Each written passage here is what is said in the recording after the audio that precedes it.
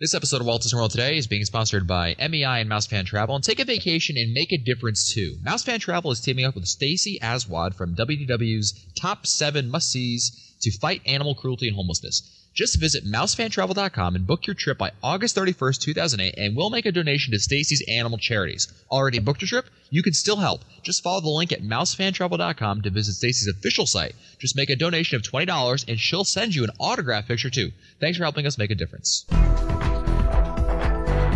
This is Walt Disney World Today. Give us 5 minutes, and we'll give you the world. It's Wednesday, July 30th, 2008, and this is episode 442 of Walt Disney World Today. I'm Matt Hochberg of StudiosCentral.com. On the show today, we have Mike Newell of Mouse World Radio. Mike, I figure I'll go with you first. Thank you, because I have an announcement to make. I am of all the emails that I've gotten this week, everyone wants a copy of Len's now famous test track composition. Yes. Really? Oh my goodness. I'm releasing just that as a standalone download for this week, I promise. Nice. Are you really on the website? Yeah. On iTunes, it'll be 99 cents. Exactly. Yeah, that's what I want to do. Charge our friends, 99 cents to listen to us. Also, that was funny. Anyway. Also joining us is DJ Len Testa of the unofficial guide to Walt Disney World. Welcome, Len. Wiki. Snoop Dogg Len. Snoop Len, exactly. Snoop Len. I like it, Snoop Len. Wasn't I Funkmaster 3000 on a previous episode? What was I? It's got to be in the wiki somewhere. It's got to be in the wiki. That's what I was going to say. It's got to be in the wiki somewhere. Funkmaster 3000. Yeah. Also joining us is Mike Scope of AllEars.net. Welcome, Mike. I know you're probably feeling a little nervous right now, but don't worry. Me on Tower of Terror. Oh, that would be Mission Space. Gary Sinise. Right. Wow. There we go. I got my A game on today. And let's start out with emails because it's Wednesday and it comes from Steve Medina of Miami, Florida. Who writes, how can you pick Pecos Bills over Casey's Corners, Matt? You can't even pronounce the damn place. And that's the last time I talked baseball with you, Scopa, a.k.a. Scope. You might have jinxed the Sox for another 80 years with your comments. Casey's Corner is the best counter service, hands down. The dogs, the cheese, the ambiance, the sounds, not to mention the location, make it the perfect place for the break in the action. You can see Wishes at night, watch the parade, albeit from a distance. If I knew how, I'd start a site dedicated to Casey's Corner. Anyways, I'm this close to making you guys my second favorite podcast behind the troll. Long live Casey's Corner. Here's my question, and I like Steve, and he's been a loyal listener. How do you say the word ambiance with hot dog stand? Is that not indicative of? Well, anyway, of his tastes more than ours. I know and I love the man, but anyway. You got to feel sorry for him. He follows those Florida baseball teams, so. Hey, we're in second place, I think. Weren't we going to do a Kobayashi style? All-you-can-eat hot dog thing contest for our next... we should do that. And we have to invite Medina up here. we have to invite Medina. Let him talk some smack. He'll be too busy enjoying the ambiance. He won't be stuffing hot dogs. He'll be like, the cheese. It is so good. No. I like werewolf movies. I need to capture that. But here's the problem with any sort of eating contest at Casey's Corner. It costs us $300 each. I know.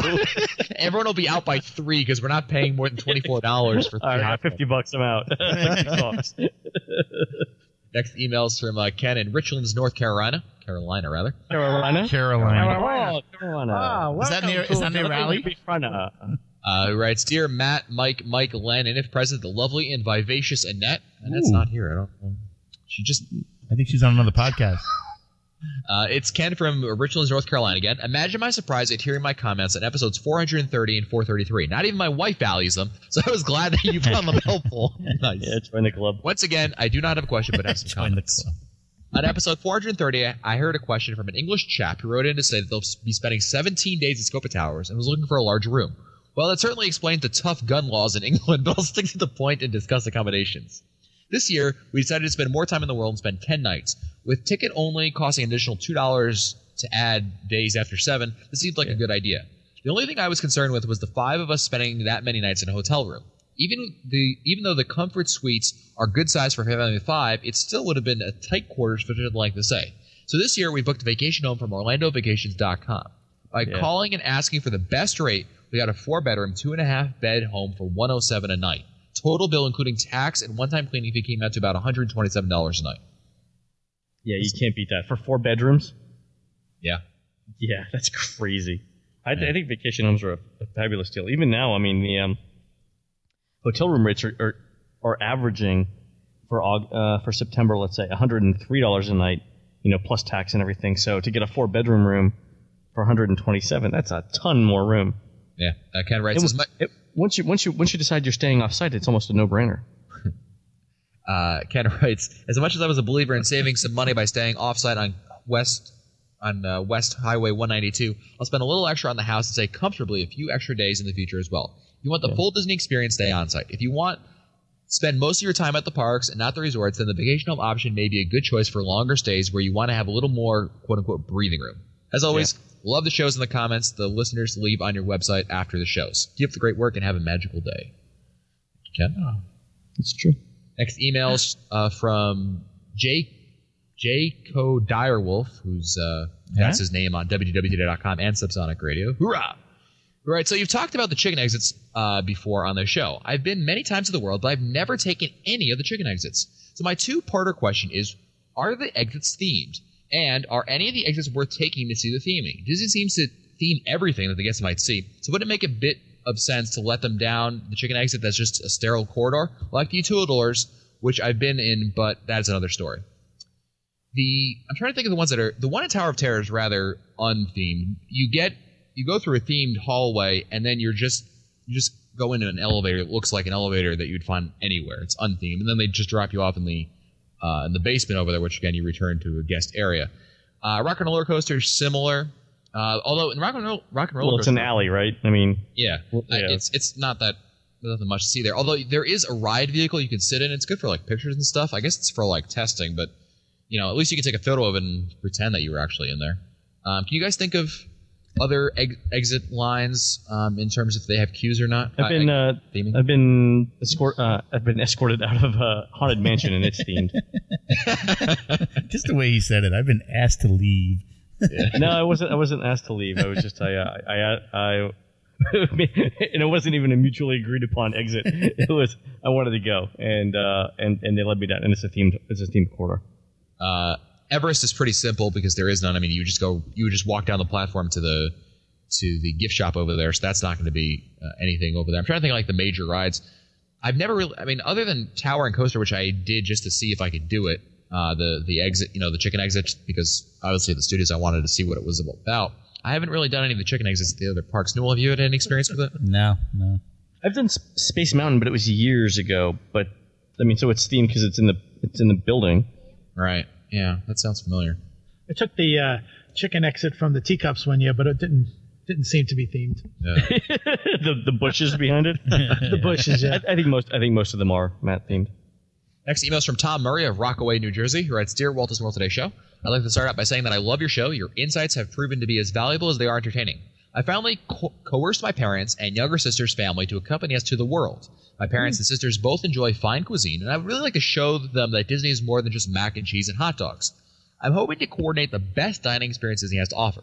But because we'll have 3 children in tow, ranging in ages from 3 to 7, we will not be able to enjoy Victoria and Albert's at the Grand Floridian. As you know, children under 10 are not permitted. Are there any of the restaurants on property that have this same policy? The restaurants on my list so far are La Celia in Epcot, Il Molino's at the Dolphin, as well as the Contemporaries California Grill. But I have yet to determine if any of these eateries would welcome our unruly brood of youngsters. So my question is, which restaurants do you feel exemplify the fact that Disney's cuisine can be 5-star, and do those restaurants welcome younger children? I'd really love to impress the fussy palates of my family without having to hire a sitting service for the kids. After all, this is a family vacation. Wow. I'm trying to think if there's any. No, they don't have. I think only Victoria and Albert's has the policy. Although a couple of them do have business casual. Right. Dress codes. So, shorts and t-shirts. The one thing I would say is I don't think Il Molino's that good of a restaurant. No, I ate there. I really did not enjoy it at all. Yeah, so I might change that. I would say Jico, I think, is generally the consensus. Yeah, my parents are very pretentious. They're not big Disney fans. I brought them to. They're pretentious, really? Oh yeah, they Disney World. They did it They don't understand why I keep on going back. Never mind, I moved down here. And but I bring them to Chico's, and it's one of their favorite places to go. They just love it over there every time. Just amazed by it. So definitely take them to Chico's. Yeah. Tom mentioned Le Cellier. I don't think obviously any restaurant steak, in the parks, right? you're fine. Yeah, It's steak. Yeah. you don't have any kids or anything like that. In the parks, though, what would be better in the parks in terms of fine dining? I don't think it's going to get much better than Le Cellier, although you could do Chefs de France. Yeah, Chefs de France is good, as well as over Tutto Italia. I mean, it's very expensive, but I mean, it's the food there isn't bad at all. The food isn't bad. I mean, a table for 3 is apparently available at any time. Yeah, so you could do that too. I think Le Cellier is just, basically steak, right? Yeah, they have Steak, chicken salmon, and fish. Yeah. Yeah. So that's not bad. It's not bad. Next email is from Jillian and Lisa of Indiana. Sounds familiar. Hello. Glenn? Yes, I think we've met. I think once or twice. Writes, hi, Mike, Matt, and Len. On episode 400, there was a listener question asked if there are any other places to get mini donuts at Blizzard Beach. There's actually is one. It's over at Minnie's Confectionery section of Goofy's Candy Company in downtown Disney Marketplace. And you call yourselves experts. Great podcast. Keep them coming. Wait, where's it at? It's Goofy's Candies Company in the Minnie's Confectionery section, downtown Disney. And you can get ready-made donuts? Yeah, the ones from Blizzard. Evidently, that's what they say. Wow. Yeah. Wow, okay, all right. Well, I would never have thought to go. It's been years since I've been in a candy shop. I have to go. I'm looking to try these out. Yeah. They're really not bad, yeah. When they're hot, Next email's from Susan from New Jersey. Who writes, hi guys, just wondering, with all your trips to the world, do you ever buy those refillable mugs they sell at the resorts? If so, how many do you have of each, and what do you fill them with, and what do you do with them these days? I have so many of them that they tumble out of the cabinet every time I open it. This makes my husband crazy, but I can't bear to throw any of them away. Do you have any good uses for them? Should I re-gift them? Maybe use them as planters? You guys are the best. I haven't bought one. I have one as well, which I keep using over and over again. No, just kidding. Just kidding. Just kidding. Don't sell others. Great debate. My fiance has a couple of them. I think we just use them, as the cheapo cup, just to keep around, to fill up with a lot of beverage. They are insulated, get right? Up again. Scopa, do you buy the resort mugs? Really? Although over the years, I think we've got about 4 or 5. Yeah. Depends if I'm going down. Like if Carol and I go down for a long period of time, we might get 1 or 2 just because it's cheaper than buying something every time we're there. It depends upon how often you're going to use the food court too. That's the thing. Plus I'm never at the same hotel more than one day in a row, so yeah, it's hard to do that. But the last time Hannah and I went to Coronado Springs, we got one. And I don't know, we drank $12 worth of soda, which probably we didn't, but it was fun to have as a souvenir. So in that respect, it wasn't bad. Next email. Generally, no. Good. Yeah, next email's from Thomas Donville of Lee Summit, Missouri, who writes, hello to you all. My family and I will be visiting Walt Disney World in September. My 2 boys have the Nintendo DS unit. I've heard that Disney offers some sort of magic connections for their DS. I understand that it provides many very cool things, such as interactive maps, view menus, view attractions, wait times, games, etc. I want to know more about it. Is this a cartridge that you purchased at Disney World, and does it work for all the parks? I call it Disney World Travel Line, and they did not know of anything about it, although I've seen some articles about it. Is this magic connection not out yet? Any information would be great. I thought it was just a test. I didn't think they were still doing it. Yeah, I haven't heard anything beyond that. They were testing it out initially, and since then, it's been all quiet on the Western Front, really, in terms of that. Yeah, I don't think they're doing it anymore. I thought it was just a test. Yeah, unfortunately, I don't think it's an option right now. Next email's from Steve from Leesburg, Georgia, who writes, my family and I will be going to a water park for the first time this Labor Day weekend, and I'd like to get your all for comment on general things that will help us plan for the water park. For example, how to get chairs, where to put our stuff, etc. Going to a water park seems to have a different set of things to consider and plan for. Well, you definitely want to run a locker. I think that helps. You can put all of your valuables in there, and all your bling, Steve. all your bling and all your dry clothes, right? Bling bling. I always bring my bling bling over to the parks, especially the water parks, and I got to show it off. Because there's nothing like 6 inches of gold chain in a Speedo to it's really like just you're let the ladies know everything they need to know about you. It's like you've known me my entire life, Len. I know. It's like I'm inside your head, right? So and then on the chairs themselves, the only thing that I usually put is I'll tie a pair of shoes or Velcro a pair of sandals there, just so they're marked as my chairs, and no one's going to go through the hassle of untying my shoes to move them, right? Yeah. In terms of other things, I mean, obviously, Len, you always recommend going to the water parks on weekends. Saturday and Sunday are the best days. Saturday and Sunday, right? Avoid Thursdays. Yeah. And get there early, too. I mean, even if they have morning extra magic hours, that'd be great. Or evening extra magic hours are good, too. Yeah, Len, you had the evening extra magic hours at Typhoon Lagoon. Yeah, that was great. That was great. You said it was like empty, right? Yeah, I mean, by 10 o'clock it was. So the park was open until 11, and I think at 10, I mean, you could count the number of people in the wave pool. And that would be the floating bodies that were in the water. Very easy. Yeah, I mean, there's just a few of those. It was easy. Yeah. Next email's from Lori from Minnesota. Writes, Mangello, Matt, Mike, and Len. Thanks for the great podcast. I am unofficially a junkie. I'm planning a trip to the world December 7th through 13th of 2008 with my 5-year-old daughter and 70-year-old mother. Based on the crowd calendar from touringplans.com. Where's the ding? Ding! The ding is still packed from Magic Meets. I haven't unpacked it. Ding. I was planning to go to the Magic Kingdom on Tuesday, December 9th. I now see that Mickey's Very Merry Christmas Party will be occurring that night, and I'm wondering if I should reevaluate my plans. Based on my research, this doesn't seem to be a recommended event. If we do choose the Magic Kingdom on that day, will we miss the evening parade and fireworks due to the party? Do you have alternate suggestions? Should I buy tickets for the party? The party's kind of expensive, and yeah, they typically don't do fireworks or parade when they do the not so scary. What were the dates that they're going to be there? 5th through the 7th. I deleted the email. I don't know. The 9th, I think, is the date that they in question. You deleted it already? Yeah, well, I read it and I delete it. Can you at least not wait till we're done answering the question? Got to keep things moving here. Newell runs a tight ship. All right, so let's see. Mickey's Very Merry on the Tuesday, so that's the 9th. Yeah. You could go Wednesday, the 10th. Yeah. So basically, Len, you're recommending readjust and go on the Magic Kingdom on a different day. Yeah, I mean, it's it'd be about the same there. Incidentally, yes, Fred Hazelton is still working on the next edition of the crowd calendar. But so far this year, with a couple of minor, with 2 exceptions, the crowd calendar has been very, very accurate all summer, plus or minus around 7 minutes. Nice job, Superfan99. Yeah, very good, very good. Next email's from Lynn from Waterville, Maine. Hi, Matt, Mike, and today especially Len. Ooh.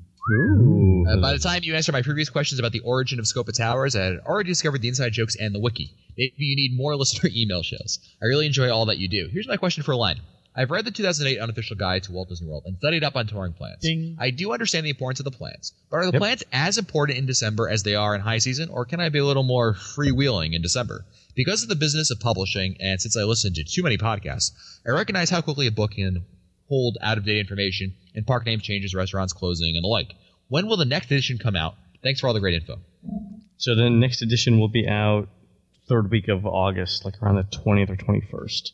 Nice. As for needing a touring plan in December, it depends on when in December. Obviously, anything after, the 20th or so, Saturday the 20th, yeah, you're going to need a touring plan. Right. Anything before that, though, I mean, week of that begins on the 15th, it's probably going to be one of the slowest weeks of the year. No, you don't technically need a touring plan, although I would be straight or get advice from a touring plan on what the first couple of attractions are that you want to do. For example, if you've got small children and you're going to go into Fantasyland, you do Dumbo first, no matter what. So for that, I wouldn't use a specific touring plan. But you know what's really good is the not a touring plans in the back of the book, because in the back of the 2008 unofficial guide, ding, because they'll tell you like what the 1 or 2 first attractions are that you need to do, and then they'll just give you general advice after that. Yeah, what I like to do with the touring plans especially is start with them, follow them religiously in the beginning of the day, and once you get the biggies out of the way and you get to like lunchtime, then you can start taking liberties with things, because you've already done the big stuff, the stuff that's going to have the biggest lines, and certainly when you work in Pirates of the Caribbean may not be that important, because obviously it can, the waits aren't going to be that terrible for it, so you can try that as well. Right. Next email is from Jason and Shannon Osinski, who writes, "Hey gang, love your podcast. My wife and I listen to you every week. Keep up the great work. The chemistry between you all is what makes this show so much fun. We normally stay off property and are going to the parks mainly for financial reasons, but want to stay on property for our next trip.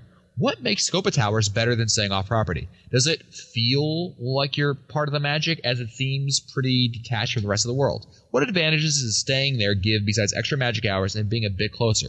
We always rent a car, so the buses in Magical Express are of no benefit for us." Mr. Scopa?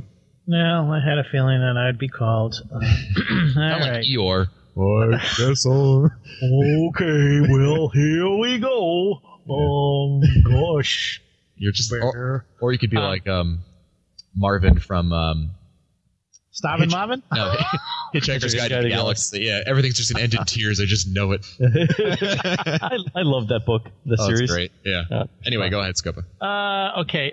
First off, regardless of whether you're staying at Scopa Towers or not, I mean, getting access to the parks is the key here.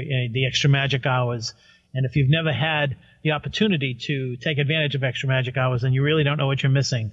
I mean, that's very important. Number two, yeah, you are part of the magic. You turn on the television and there's Stacy. You've got a Disney themed wallpaper, bedspreads, everything.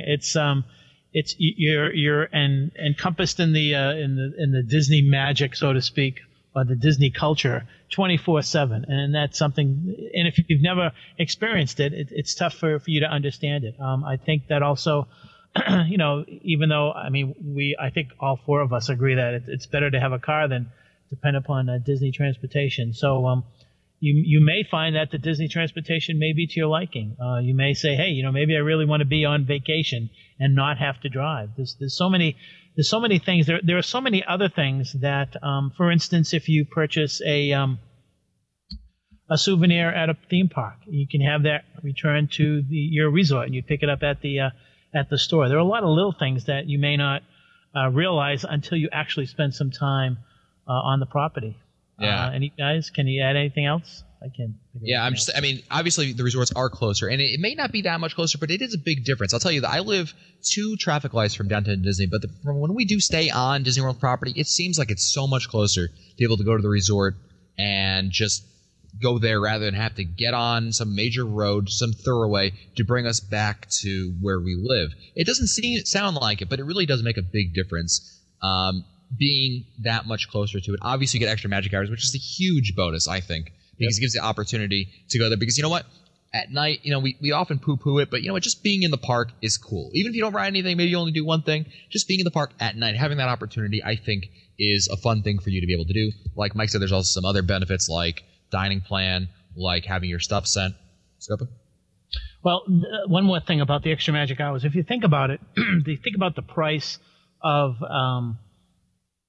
an admission to the theme parks, and I guess if you really want to get technical, one day it's like $74 or it's something like $5 or $7 an hour. Yep. But if you have access to the theme parks for extra magic hours, then you've got an extra couple of hours a week, maybe even more. That that cuts down on the cost per hour for you to have access to the parks. And time is money when you're down there. And like you said, Matt, if you're closer, then you're not spending that much time going back and forth. You want to spend more time in the park. Yep. Lynn also adds, how do the Pop Warner kids affect things? I'm planning on staying at Pop Century, Scopa Towers, the week that they're there. Hope to also do a bit of Mouse Fest. The Pop Warner kids usually stay mostly at the All-Star Resorts, although some do spill over to Pop Century. Right, Scopa, how has been your experience? Scopa and Newell, you both stay there quite a bit. I'll ask Newell, in fact. I want to hear some Newell here. There you go. It's mostly All-Star, I think. Yeah, Newell, what's been your experience with the Pop Warner kids during Mouse Fest at Scopa Towers? I really haven't had any. Like Mike said, I think they all stay at both the All-Star Resorts. The rollover really doesn't seem to affect Scopa Towers too much. Yeah. That I've experienced, that I've seen. But again, those kids are busy, playing during the day. You know what I mean? They really don't. They're not like roaming around. You may see them at night, before bedtime when they're just getting back. But for the majority of the day, they're really over at Wide World doing their thing over there. Yeah, it's very much different than the cheerleaders. The Pop Warner kids are busy in their tournament. When they're eliminated, they're gone. That's it. They don't hang around as nearly as much, especially in the resorts or in the parks, like the cheerleaders are. Exactly. So it's really not that big of a deal, I think. And I've stayed at the All-Star Resorts where they stay at. I never really had a problem with it. Yeah, I don't think so either. Next email's from Frank, who writes, I usually stay at a Disney resort such as Riverside. During our stay, we visit other Disney resorts and go in their pool to see if we'd like to stay there on another trip. My friend was staying at Boardwalk. I went over to the Beach Club pool and was asked to leave because he was not a guest at that hotel. What is Disney's policy on this? Yeah, you can't pull up. I think that was it. Yeah, your friend learned it. Officially, that's the case. Yeah. I'm surprised. I'm surprised he got busted. How would they know? Yeah. How would they know that you're not there? I mean, unless they asked you for ID. But even then, what were you doing that day? Were you just yelling, "Boy, this resort is great. It's sure I'll have to stay here the next day." Exactly. I will have to stay here the next time that I come because I'm not staying here now. Very good. Next email is from. I got to click on the email here. Is from Jeff Meitzler of New Jersey. My wife mentioned that it would be nice to either walk or take a monorail to or from the parks. Do you have any list of all the hotels that are either a walk, monorail, or boat ride away, and what parks they're close to? Also, are these resorts pricey, and is the convenience worth the extra money? Because it sure would be great at the end of the day at Epcot to walk to our hotel. Yes, and yes.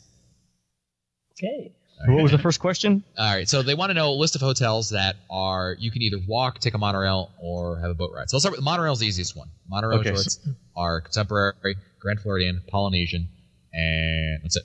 That's it. Yeah. The boat resorts are the Wilderness Lodge, Fort Wilderness. Yep, and you can add those monorail resorts because those monorail resorts also have boat launches. Is it Contemporary? No, not the Contemporary. Well, no. Yeah. You can go to. Yeah, from the Wilderness Lodge or the. Yes. But not from Magic Kingdom. Oh, right. Yeah, no, yeah, because it goes in the backside, right? Yeah, but that's all the way back. Okay, yeah, you wouldn't do that. Fair enough. Yeah. Okay. You could take a boat from Yacht Beach, Swan Dolphin, and the boardwalk to Epcot. That's right. You can also walk to Epcot from those resorts, as well as the studios. You can walk to the studios. Yes. Yep. That's about it. But they are pricey. Yes, you're right. They're pricey. They are. It's a question of how much is it worth to you. Some people say, you know what, the extra money is worth it to me. Some people say it's not. I mean, here's the thing. If you're going to be spending most of your time at the park closest to the resort, yeah, it's definitely worthwhile. So if you've got small children and you know that they're going to need a nap every day, then pay whatever you need to pay to stay at one of those 3 monorail resorts. Probably either the Contemporary or the Polynesian, simply because those are the first 2 on the monorail stop. And if you like Epcot, for example, you're going down for food and wine, you've got an annual pass or something, and you just like going there for the dining options, then yeah, the Beach Club, Yacht Club, or Boardwalk, Swan and Dolphin are worth it. Yeah. Okay. Next email is from Nina Ely of Norristown, Pennsylvania. Writes, Dear Matt, Mike, and Len, I love your show and have been a faithful listener since shortly after receiving my first iPod this past Christmas. I have a question that haven't been addressed in any books and podcasts.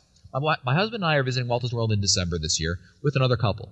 We were all in our 40s and have no kids. Anyway, the wife and the other couple and I wanted to go do the nightclubs at Pleasure Island and or Boardwalk during our trips and do some dancing. But we have 2 issues. Well, one is they ain't going to be open, so don't worry about Pleasure Island. Yeah. First, as mentioned, we're all older folks, and we're hoping that you could recommend a place that at least a few tunes we could dance to. I noticed one called 8-Track. Well, it's not going to be closed, so don't worry about that. Pleasure Island will be closed. I'm sure you've probably heard this by now. So, Pleasure Island's out. Boardwalk. Is there a place you guys can recommend for the older set? Obviously not looking to hear. What about Jelly Rolls, the dueling piano bar? Yeah, Jelly Rolls isn't bad. I think it's pretty good for all ages. You have to be 21 to get in there, I believe. Yeah. How about that dance hall? Is Atlantic Dance Hall, is that still open? Yeah, that might be also a good place.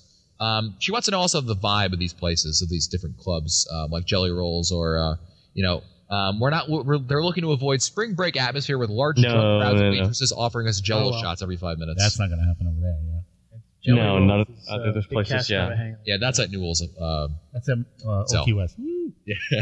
No, you won't have that. I mean, this Disney World, it's very, very, Yeah, tame. Yeah, exactly. That's fun. I mean, it's still fun. Jelly Rolls have spent many a quality night there. Yeah, definitely check it out. I think what you'd probably want to avoid is Raglan Road, simply because it's very loud. It's probably not what they're looking for, even though it's only loud when Len's there. That's all. Exactly. Hey, Noel, we got time for one last question. Here are the options for you. You get to pick. Option number 1, disagreeing with Scopa. Option 2, after the magic ends. Or option 3, question for the experts. Sing you a song. Mike, what's it worth to you? I'm curious. I'm going to have to go with Disagreeing with Scopa for 200, Alex.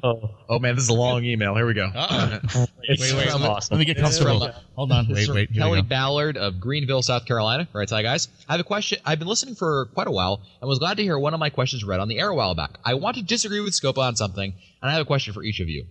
I'm going to have to take issue with Scopa on one issue about bringing kids too young to the parks. I have listened to several episodes where the excuse is they will not remember, so do not take them to Disney or special events until they can remember. I think he's totally missing the whole point about bringing the kids. It is partly about what they will remember, but the main thing to me is making memories with my kids. They may not remember, but the memories of seeing my children viewing the castle for the first time or riding Small World and singing along or holding my hand or while being scared on Haunted Mansion are just as important. The memories are priceless, and a child's innocence and wonderment is just not there if you wait until they're tweens or teens. My youngest, now 6, was 3 his first trip, and she loved it. We have a princess picture of my nephew at 9 months kissing Minnie Mouse on the nose. You will never remember that, but we do want and have that picture forever. Sure, it's more difficult, but that should not keep people away until the kids get older. If you want to wait until the perfect age, you're going to miss out on the special moments and waste your life away. Scopa, rebuttal? Number one, I never said I was right. That was just my opinion. Number two, I don't think it's for everyone. And number three, if you want to spend the money and if it's worth it to you, then by all means, knock yourself out. But for many people who have never been to Walt Disney World, and I'm adamant about this, if you've never been and you go down with a young child, I don't want to hear any complaints because you really need to know what you're getting yourself into. If you've been down there before, you've had children, you have an understanding as to what the resort is and what you're going to get yourself into, then you've got a better chance of having a good time and able to, have a good time with your child. But if you've never been down there and you're going with a young child, all bets are off. Kelly writes, you may have answered this before. If so, just direct me to the episode. The question I have is, why Disney? Why is it so special to you? I have friends who make fun of my love for Disney. They may have been and do not get it, unfortunately. There isn't enough thrill rides, or it's just too expensive or crowded. My husband minor in psychology, so he has enough knowledge to make him dangerous. He says it's because, like the ocean, it does not change. I know some things change, but it's always going to be there when you go. You can sit in your office and imagine being there and know there are people there every day of the world having fun. It's a constant in a changing, tumultuous world. I love you guys. Expert opinions on this. For me, I think it makes you feel like you're a kid again. That's what it is. It's that, you mentioned a little bit of it, Kelly, that doesn't change, but it doesn't change because going there evokes those memories and feelings that you had, those exact same feelings when you were a younger kid, or in Scopa's case, just younger in general. And for me, that's what does it for me. You guys have anything to add? No, I think it's always it's always fun. Some rides are classics, and you enjoy going on them every single time, and they change enough that there's always something new to do there, and there's always. It's big enough that there's always something fun to do where you haven't done it all. Absolutely.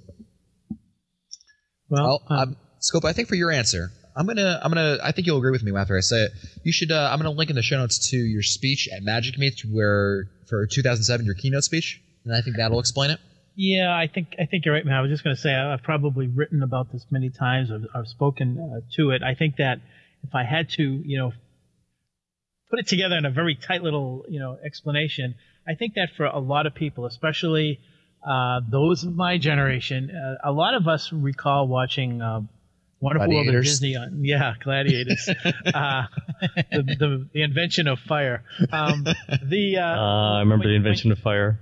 Sunday night was a big Disney night, and everyone used to sit around their televisions and watch it. And I think that when you go to Disney World, when you go to especially the Magic Kingdom, it brings back those memories. It triggers those memories. And I think it triggers back the times when you didn't have stress in your life, you didn't have to worry about this or that. And I think that's a big part of it. I think the big part is willful suspension of disbelief, where you walk through those turnstiles and you're leaving all your cares behind. I think a lot of people understand that. I think that, listening to the talk about how some people get it and how some people don't get it, I think would help. I think what her husband said about it not changing, I think there's a core set of memories down there that have not changed since 1971, and it's nice to go back and see Main Street USA pretty much what it was back in 1971 with a few changes. The castle's still there, whatever. I think it sort of says, okay, let's go back to what it was when we were all younger and when things weren't as stressful. And I think that's a big part of it myself. Very good. Well, that's it for us today. Don't forget that this episode of Walt Disney World Today is being sponsored by MEI and Mouse Fan Travel. And take a vacation and make a difference, too. Mouse Fan Travel is teaming up with Stacey Aswad from WDW's Top 7 Must-Sees to fight animal cruelty and homelessness. Just visit mousefantravel.com and book your trip to by August 31st, 2008, and we'll make a donation to Stacey's animal charities. Already booked your trip? You can still help. Just follow the link at mousefantravel.com to visit Stacey's official site. Just make a donation of $20 or more, and she'll send you an autographed picture, too. Thanks for helping us make a difference. If you want to find our older episodes, read our show notes, or send us your comments, visit the Walt Disney World Today website at wdwtoday.com. For Len Testa, Mike Silva, and Mike Newell, I'm Matt Hochberg. We'll see you on the next show.